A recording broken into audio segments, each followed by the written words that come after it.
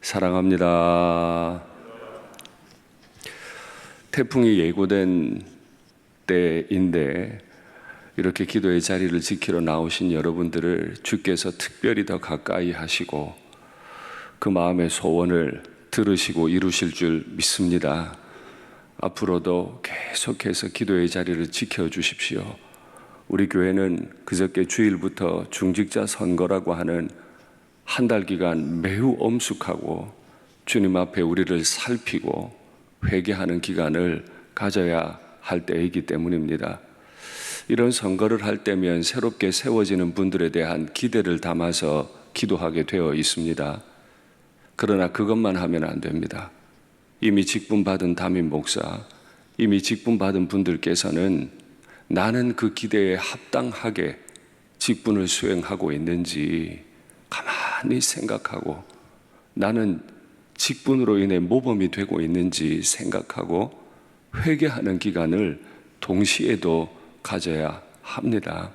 그래서 우리는 지금 더 깨어서 기도할 때인데 잘 오셨습니다. 어제부터 우리는 아삽이라고 하는 사람의 시에 관해 묵상하고 있습니다. 아삽은 어제도 설명을 들으셨습니다마는 찬양을 아주 잘했고 찬양을 매우 좋아했던, 악기를 아주 잘 다루었던 다윗에 의해 발탁된 레위 찬양대 지파 지휘자였습니다. 이 사람이 가사를 쓰고 하나님을 찬송했을 뿐만 아니라 이스라엘 역사 한가운데 하나님의 제사 가운데 늘 영광스럽게 찬양했을 뿐 아니라 그의 후손들까지도 하나님 앞에 오랫동안 찬송했는데 그 후손들이 쓴 시도 아삽의 시라라고 명명했습니다. 오늘의 시는 아삽이 쓴 시가 아닙니다. 한참 지나서, 그것도 느부갓네살 왕에 의해, 바벨론에 의해 하나님의 시온과 예루살렘 성전이 완전히 파괴된 이후에 아삽의 후손들이 쓴 시입니다. 이 아삽의 후손들이 경험하고 있던 건 너무 처절한 것이었는데, 하나님이여 주께서 어찌하여 영원히 우리를 버리셨나이까. 말씀드린 대로 아삽과 아삽의 후손은 늘 하나님의 제사의 자리 한가운데 있었던 사람입니다. 제사장이 제사를 집례하면 그 전후로 끊임없이 하나님 앞에 찬양을 올려서 마치 그 향연이 하늘로 올라가는 것 같은 그 소리로 묘사를 했던, 예배 한가운데 있었던 사람이죠. 그랬기 때문에 누구보다도 성전이 무너지는 걸 봤을 때는 모든 게 무너졌구나 생각했을 겁니다. 하나님께 처음부터 질문합니다. 어찌하여 영원히 우리를 버리셨나이까? 그가 느끼는 감정은 너무 큰 고통이었습니다. 하나님이 영원히 버리신 것이었으니까요. 그런데 영원히 버린 정도가 너무너무 심각한 정도입니다. 이 이방인들이 쳐들어와서 하나님의 성전에 대해 행하는 모습을 보면 이방인들이 도끼를 들고 산에서 나무를 패듯 하나님의 성전을 하나하나 난도질해서 다 깨부숩니다. 철퇴를 들고는 하나님 앞에 바쳤던 여러 가지 아름다운 상들을 다 깨트려 버렸어요. 불을 질러 버렸습니다. 그리고 성전을 더럽혀 버렸습니다. 자신들이 평생 동안 일터로 삼았던 곳, 하나님 앞에 찬송을 올렸던 바로 그 자리가 완전히 사라졌습니다. 어제 받은 말씀 기억하십니까? 미끄러질 뻔했던, 완전히 넘어져서 하나님에 대한 신앙을 잃어버릴 뻔했던 그가 어떻게 회복됐습니까? 73편 17절의 말씀, 내가 성소에 들어갈 때 깨달았습니다. 세상에서는 상처받고 힘들었어도 성소에만 가면 하나님의 하나님 되심을 깨닫게 해주셨는데, 그래서 그 어떤 가운데서도 그는 고백했어요. 하늘에서 주 외에 누가 내게 있으리요? 땅에서는 주밖에 내게 사모할 리가 없나이다. 그러니 나는 하나님께 가까이 함이 내게 복입니다. 그렇게 고백했던 아삽인데 성전이 불타고 없어졌어요. 이제 어디서 위로받죠? 평생을 성전에서 찬송했는데 힘들고 어려운 일이 없었던 건 아니지만 있을 때는 늘 성소에 나가서 하나님밖에 없습니다. 하나님밖에 없습니다. 하나님이 내 오른손 붙잡아 주셔서 내가 넘어지지 않았습니다. 고백했는데 그 성전이 다 불탔어요. 더럽혀지기까지 했어요. 그러니 아삽의 후손들은 하나님을 향해 공격합니다. 하나님, 어찌하여 주의 손 곧 주의 오른손을 거두시나이까? 이 오른손이 어떤 손이에요? 구원의 손이잖아요. 능력의 손이잖아요. 바로의 군대를 이겼잖아요. 오늘 본문에 나오지만 이 아삽은 출애굽을 기억해요. 뿐만 아니라 그 손으로 창조하신 창조의 때까지 거슬러 올라가요. 모든 것을 지으시고 흐르던 물까지도 마르게 하셔서 그 백성들을 건너게 하셨던 하나님의 성전이 사라졌으니 생각할 수밖에 없죠. 하나님이 우리 백성을 향해 펴셨던 구원의 손을 거두셨구나. 뿐만 아니에요. 주의 품에서 손을 빼사 그들을 멸하소서 하는 거 보면 하나님이 손을 딱 거두시더니 손을 품 안에 넣었다. 우리말로 하면 수수방관했다는 뜻입니다. 우리가 그렇게 성전 사모하고 주님 앞에 섰는데 어떻게 성전이 무너질 때 손을 딱 거두시고 수수방관하십니까? 이렇게 하나님께 질문하는 거예요. 이건 오해예요. 하나님은 손을 거두시고 수수방관하신 분이 아니세요. 하나님은 직접 그 손으로 성전을 불태우신 분이세요. 그 성전을 무너뜨려 버린 분이세요. 수수방관하신 분이 아니고 못 막아서 못 막으신 분이 아니고 직접 다 불태워 버린 분이세요. 왜요? 왜 그러셨어요? 성전은 있는데 예배자가 없어. 예배당에 나오는 사람은 많은데 하나님을 경외하는 사람이 없어. 그래서 더 이상 이 성전을 두고 볼 수가 없어. 다 불태웠어요. 하나님 손으로 무너뜨리셨어요. 내가 동방에서 큰 왕을 일으켜서 이곳을 다 무너뜨릴 거다. 하나님이 직접 무너뜨리셨어요. 이제 어떡하면 좋아요? 늘 위로받던 성전도 없어졌고 하나님이 그 크신 구원의 손으로 성전마저 무너뜨리신 이때 우리 뭐 할 수 있죠?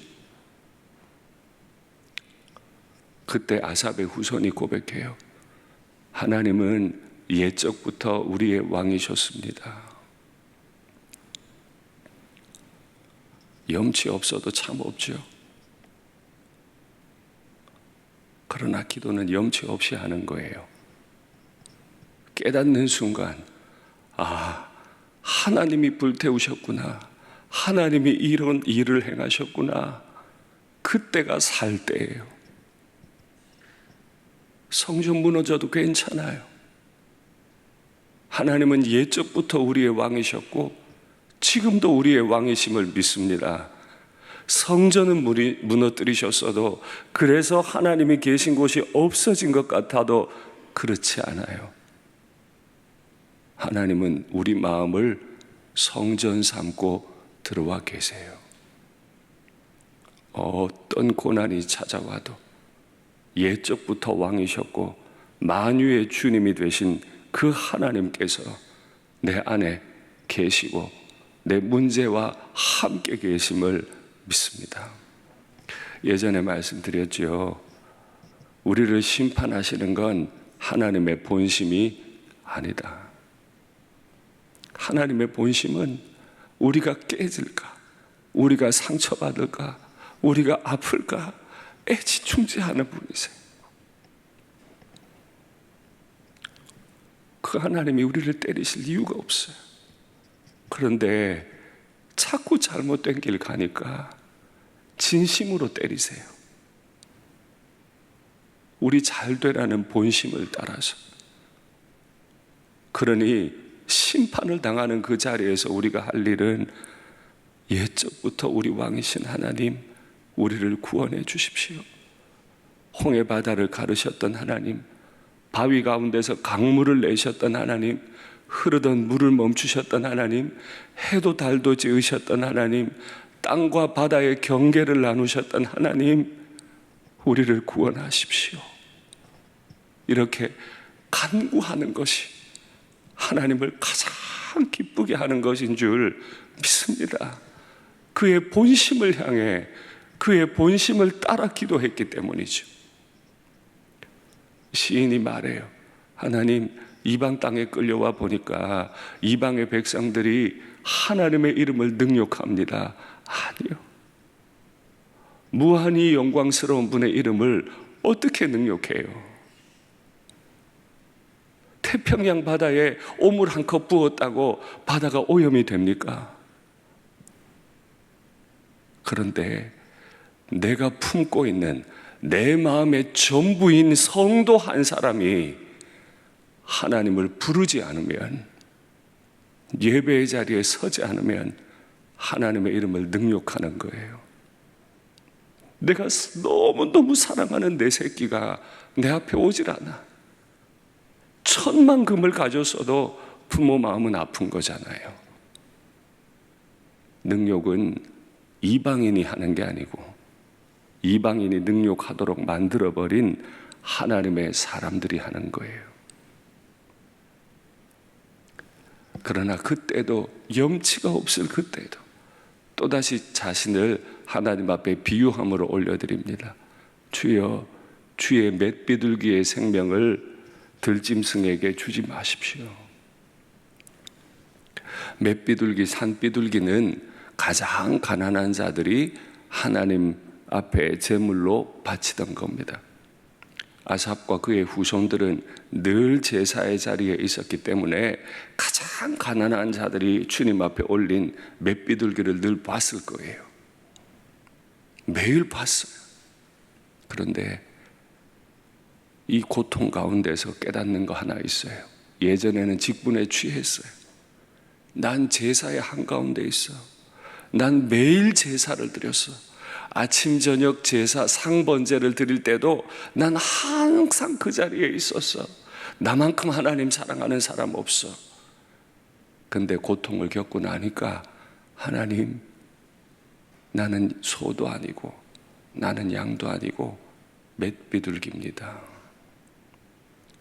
그래서 오늘 시에서 처음에 양이 나오고 마지막에 맷비둘기가 나와요.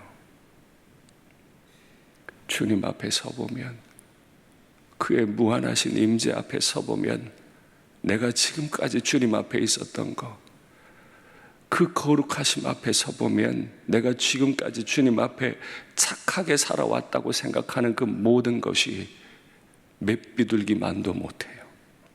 가장 가난한 자가 드렸던 값어치 없는 짐승조차도 전 되지 못해요. 그걸 깨닫는 것이야말로 주의 구원을 사모하는 것이고, 주님의 이름을 가장 영광스럽게 하는 것이고, 주의 품에 달려 들어갈 때 비로소 주님이 우리를 살려주실 줄 믿습니다. 말씀을 맺겠습니다. 성전이 불탔을 때조차도, 하나님이 우리를 떠나신 것 같을 때조차도 우리를 성전 삼고 거하시는 하나님 붙잡고, 하나님 앞에 염치 없는 자가 염치 없게 기도 올립니다 하고 기도의 자리를 지키다가 하나님의 간증을 경험하시게 되기를 간절히 바랍니다.